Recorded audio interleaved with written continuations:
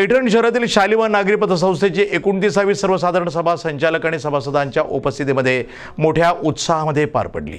पैठण येथील शालिवाहन नागरी पतसंस्थेची 29वी सर्वसाधारण सभा रविवार दिनांक 15 जून रोजी संपन्न झाली। सन 1997 साली चेअरमन अध्यक्ष किशोर सेठ चव्हाण यांनी शालिवाहन पतसंस्थेची मुहूर्तमेढ रोवली होती। या पतसंस्थेच्या सध्या राज्यभरामध्ये 13 शाखा असून 275 कोटी रुपयांचा व्यवसाय गेल्या वर्षी झाल्याची माहिती संस्थापक किशोर चव्हाण यांनी सर्वसाधारण सभेमध्ये दिली। पारदर्शक दर्जेदार बँकिंग सेवेसह शालिवाहनकडून विविध समाजोपयोगी उपक्रम देखील राबवले जातात।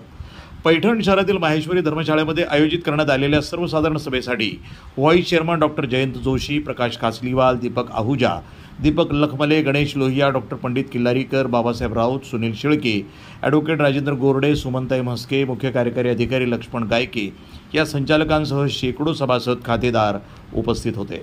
प्रतिनिधी शिवाजी गाडे, छत्रपती संभाजीनगर।